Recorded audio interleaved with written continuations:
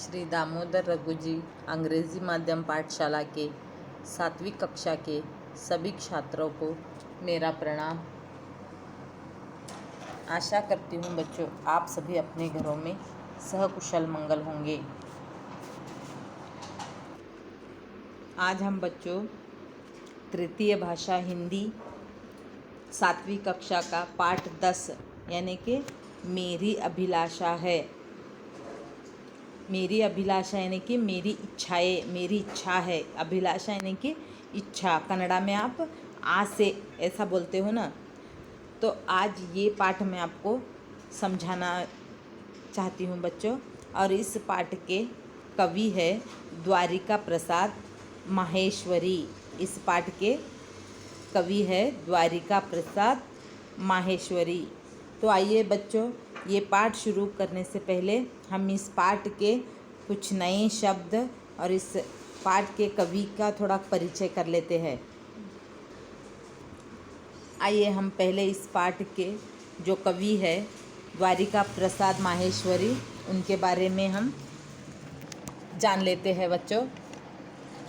ग्राम रोहता, आगरा, उत्तर प्रदेश में जन्मे द्वारिका प्रसाद माहेश्वरी जी 1916-1998 अपने जीवन काल में उत्तर प्रदेश, उनका जन्म 1916 में हुआ था और उनका मरण 1998 में हुआ था। ये अपने जीवन काल में उत्तर प्रदेश हिंदी संस्थान द्वारा बाल साहित्य पुरस्कार और उत्तर प्रदेश सरकार द्वारा सरस्वती साधना सम्मान से पुरस्कृत हुए थे। द्वारिका प्रसाद माहेश्वरी जी का जन्म 1916 में हुआ और उनका मरण 1998 में हुआ। और ये अपने जीवन काल में उत्तर प्रदेश के हिंदी संस्थान द्वारा, हिंदी का एक संस्थान द्वारा इन्होंने बाल साहित्य पुरस्कार भी प्राप्त किया था। उसके साथ साथ इन्होंने उत्तर प्रदेश के सरकार द्वारा सरस्वती साधना सम्मान से भी पुरस्कार इनको दिया गया था। और इनकी प्रमुख कुछ रचनाएं हैं, देखो बच्चों देखते हैं इनकी प्रमुख रचनाएं। कविता संग्रह फूल और शूल और खंड काव्य क्रौंचवध, सत्य की जीत, बाल काव्य कृतियाँ, वीर तुम बड़े चलो,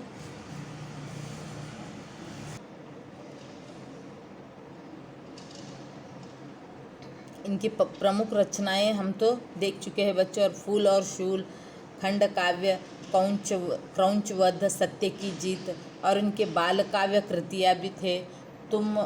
वीर तुम बड़े चलो, हम सब सुमन एक उपवन के, सोने की कुल्हाड़ी, कातो और गाओ, सूरज सा चमकू में, बाल गीतायन, ये थी इनकी कुछ प्रमुख रचनाएं। और इनके बाल काव्य कृतियाँ भी बहुत ही क्या बोलते हैं आप अंग्रेज़ी में फेमस है, और इनकी प्रमुख एक रचनाएं भी है। तो आइए बच्चों इस पाठ के हम नए शब्द यानी कि शब्दार्थ की ओर बढ़ते हैं। देखो बच्चों, पहला अभिलाषा, मैंने आपको बोला था मेरी अभिलाषा है। अभिलाषा यानी कि इच्छा, यानी कि कन्नड़ा में आसेगळु। कवि अपनी इच्छाओं को प्रकृति द्वारा, प्रकृति को अपनी जो जो इच्छा है प्रकृति में, सूरज चांद पशु पक्षी, उनके बारे में उनसे क्या क्या चाहते हैं, सूरज से क्या क्या चाहते हैं, मुझे क्या क्या चाहिए, अपनी अभिलाषा हम लोगों के सामने ये कविता द्वारा व्यक्त किए हैं बच्चों। अभिलाषा यानी कि इच्छा। चंदा, चंद्रमा, चमकना, प्रकाशित होना, झलमल, चमक दमक, उज्ज्वल, प्रकाशमान, दमकना, चमकना, महकना, खुशबूदार होना, विहग, विहग यानी कि पक्षी, चहक यानी कि कलरव, यानी कि पक्षियों की आवाज़, पक्षियों की जो आवाज़ करते हैं उसको चहक भी बोलते हैं और कलरव भी बोलते हैं। कन्नड़ा में है देखो एक ये शब्द। नभ, आकाश, कुहकना, पक्षी का बोलना, और दृढ़ यानी कि मजबूत। दृढ़ता यानी मजबूती भी होता है, यहाँ पे दृढ़ दिया हुआ है, ये भी मजबूत होता है बच्चों। तो आइए हम पाठ की ओर, इस कविता की ओर बढ़ते हैं। और इस पाठ में देखो बच्चों, माफ़ करना, इस कविता में एक संदेश मिला है हमको। क्या संदेश है? यहाँ पे है देखो, इस कविता में सेवा, त्याग और सहनशीलता, दृढ़ता आदि जीवन मूल्यों को अपनाने का संदेश दिया हुआ है। इस कविता में हमको दृढ़ता से रहना और सहनशीलता से रहना और त्याग देना दूसरों के लिए। अब देखो, हम हमारे देश के जो सिपाही है, हमारे देश के लिए अपनी जान को त्याग देते हैं नहीं।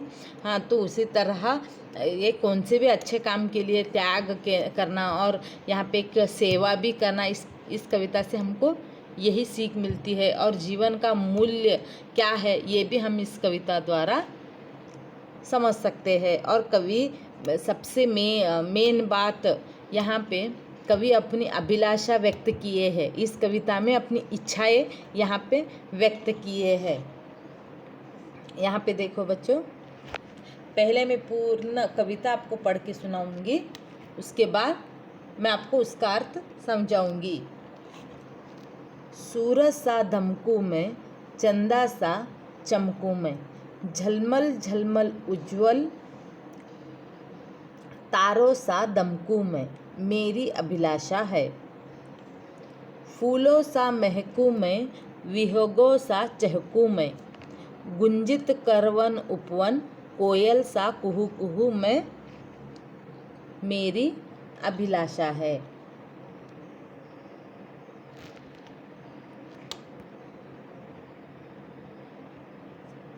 नभ से निर्मलता लूं, शशि से शीतलता लूं, धरती से सहिष्णुता लूं, पर्वत से दृढ़ता लूं, मेरी अभिलाषा है।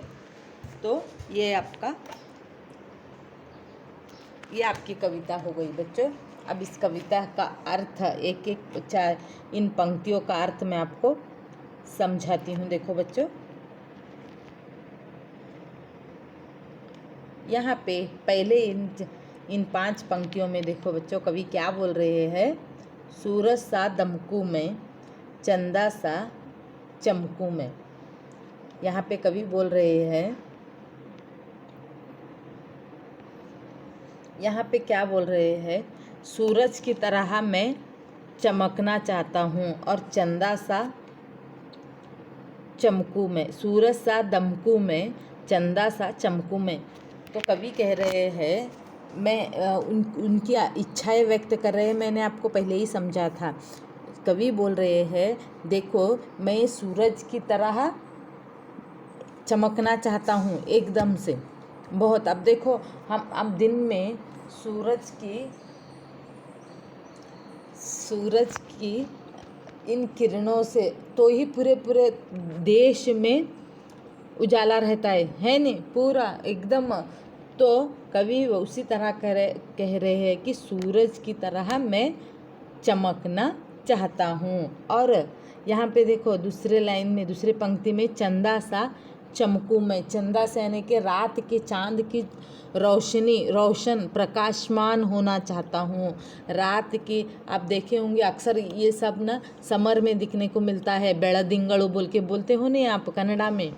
जब एक चांद की जब रोशनी, चांद जब प्रकाशित होता है, पूरी दुनिया में एकदम उजाला हो जाता है नहीं। तो कवि भी ऐसा ही कह रहे हैं, सूरज की तरह मैं चमकना चाहता हूँ और चंदा की तरह मैं प्रकाशित होना चाहता हूँ। और झलमल झलमल उज्ज्वल तारों से दमकू में मेरी अभिलाषा है। झलमल झलमल तारों के साथ मैं उज्ज्वल होके, प्रकाशित होके, तारों के साथ मैं चमकना चाहता हूँ। ये मेरी अभिलाषा है, ये मेरी इच्छा है। कवि प्रकृति से ये सब बातें प्रकृति से कह रहे हैं।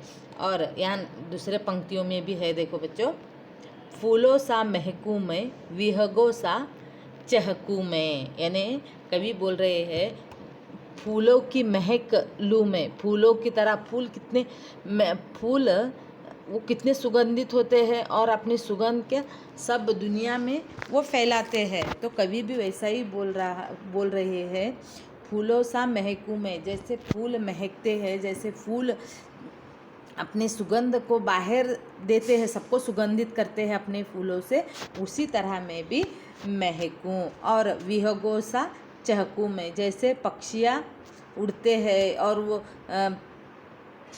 वो कैसे उड़ते हैं पक्षी, विहगों से मैं चहकना भी चाहता हूँ। और वो गुंजित करवन उपवन, कोयल सा कुहू कुहू में, ये मेरी अभिलाषा है। कवि कहते हैं गुंजित, वो पक्षी कैसा किलबिल किलबिल किलबिल करके आवाज़ करते हुए जाते हैं, नहीं पूरा वन में, उपवन में वो पक्षियाँ जैसे बोलते हैं वैसा बोलना चाहता हूँ मैं। और कोयल कितना अच्छा गाना गाती है, कोयल कैसा कुहू कुहू बोलती है, उसी तरह मैं भी, कोयल की तरह मैं भी गीत गाना चाहता हूँ। यही मेरी इच्छा है, यानी कि मेरी अभिलाषा है बोल के कवि कहते हैं। और नभ से निर्मलता लूँ, शशि से शीतलता, शीतलता यानी कि शीतल यानी कि ठंडा।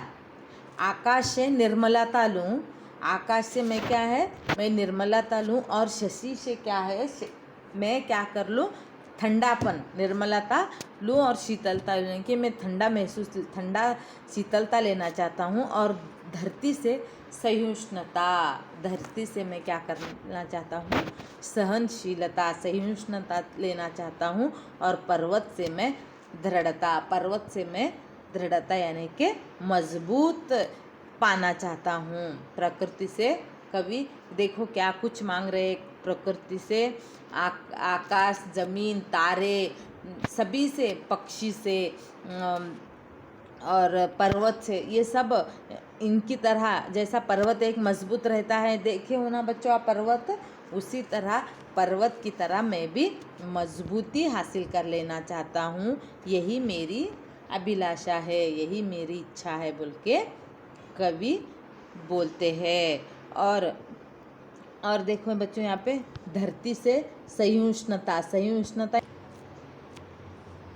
हाँ, तो सहिष्णुता यानी कि कवि हर एक प्राकृतिक सहिष्णुता यानी कि सहनशीलता और धरती से ये सब कवि पाना चाहता है। और पर्वत से दृढ़ता लो, कवि अपनी एक अभिलाषा। और यहाँ पे एक मनुष्य जीवी पे भी एक उदाहरण बोलती हूँ बच्चों, देखो मनुष्य जीवी यानी कि यहाँ पे द्वारिका प्रसाद जो है, द्वारिका प्रसाद जी जो है, यहाँ पे एक मनुष्य जीवी यानी कि वो अपने ऊपर ही नहीं, हर सभी को बोल रहे हैं। वो बोल रहे हैं सूरज, चांद, आकाश से जो भी उनके पास शक्तियाँ है, जैसे कि फूलों की महक में लेना चाहते हैं। और जो भी प्रकृति से जो भी हमको ताकतें जो मिलनी है, देखो सूरज की तरह, देखो अभी भी मैंने बोला आपको कि सूरज सा दमकू में, सूरज सा दमकू में यानी कि सूरज से जो ताकत है, सूरज की जो शक्तिशाली है, सूरज की जो ताकत है, वो ऐसा मैं पाना चाहता हूँ। ये मेरी अभिलाषा है बोल के कवि बोलते हैं।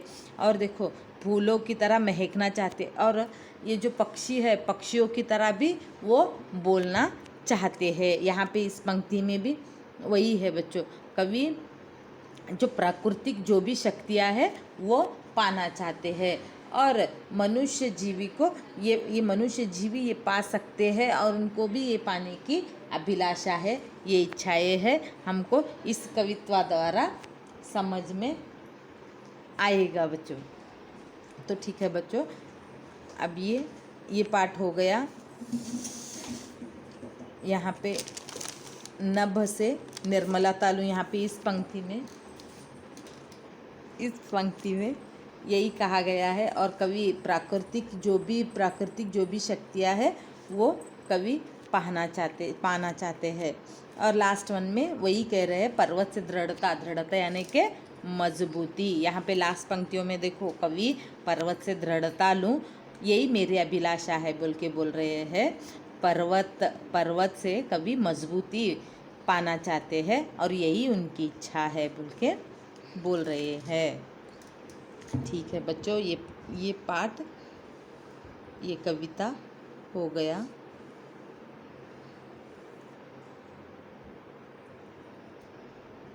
धन्यवाद।